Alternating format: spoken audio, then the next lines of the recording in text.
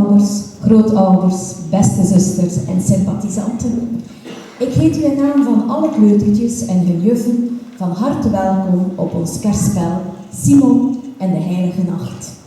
Het feit dat u hier deze middag zo talrijk aanwezig bent, bewijst dat uw kleuter een grote plaats in uw hart inneemt. Straks beelden de kleutertjes het kerstspel uit. Met heel veel geduld en creativiteit hebben de kleuterleidsters uw kind omgetoverd in Jozef of Maria, een gerder, een schaapje, een engeltje, een sterretje, een koning, een ezeltje of de herbergier. En ik sta er telkens versteld van wat de kleutertjes en hun juffen elk jaar opnieuw presteren. U beseft natuurlijk ook dat zo'n kerstspel niet mogelijk is zonder het enthousiasme van alle kleuters en de inzet van hun kleuterleidsters en de vele medewerkers achter de schermen. Verder wil ik ook de zusters van de heilige familie bedanken die ons telkens zo gastvrij in hun kapel en rifters ontvangen. En ik wil ook onze sponsor AVV bedanken voor de prachtige kerstbomen die we mogen gebruiken. Na de voorstelling kunt u genieten van een kopje koffie of een drankje in de cafetaria. De kleutertjes die blijven bij hun juf. Zij krijgen een koek en een drankje, want zij treden immers dadelijk nog eens op om 15:30. En de kleuterleidsters brengen uw kleuter na de laatste voorstelling bij u terug in de cafetaria.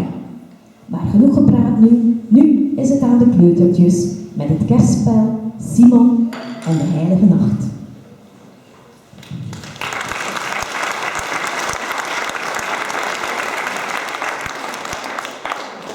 Er was eens een timmerman, Jozef, die woonde samen met zijn vrouw Maria in een huisje in Nazareth.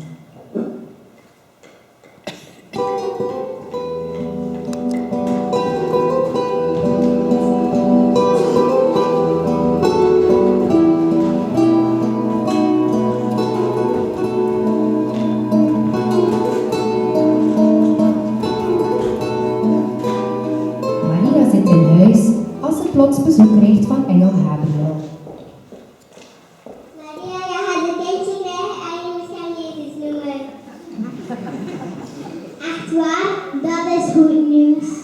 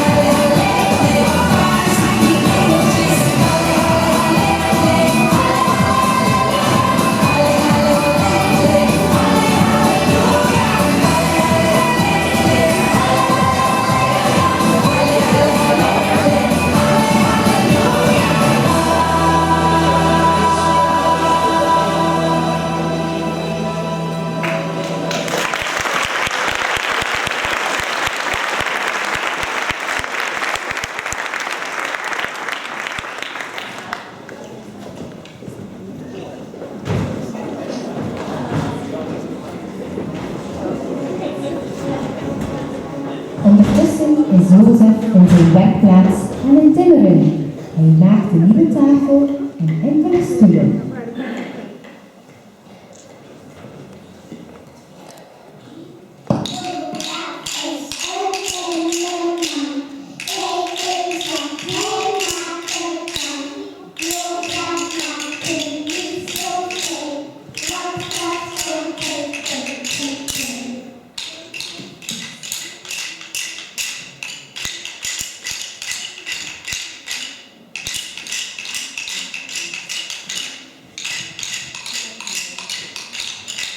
Jozef is een timmerman. Kijk eens wat hij maken kan. Jozef maakt er niet zoveel. Jozef komt het tegenkleed.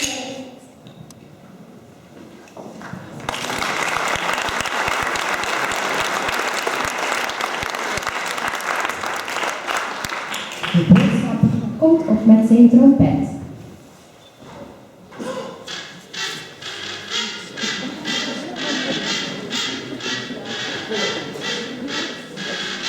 Jozef komt dichterbij om te luisteren.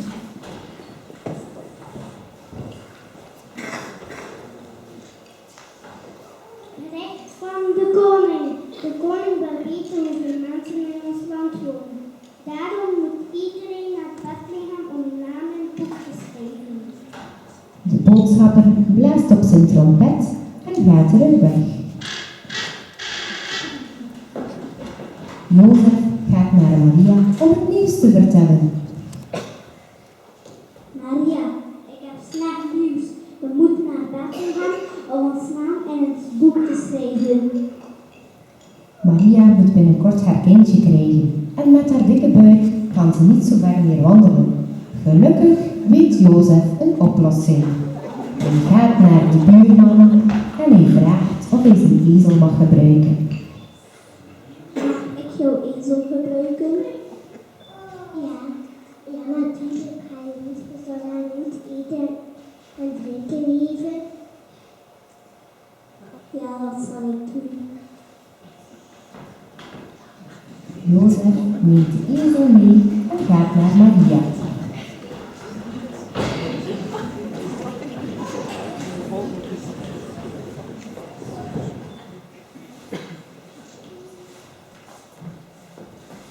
Het is nodig. Jozef en Maria maken alles klaar voor de grote reis. Ze zoeken alle spelletjes bijeen die ze nodig hebben als ze op reis gaan. Ze nemen een dekentje, iets om te drinken, enkele koekjes om te eten en verse kleren natuurlijk voor Jozef, Maria en voor de kleine baby. Alles wordt in de koffer gestopt.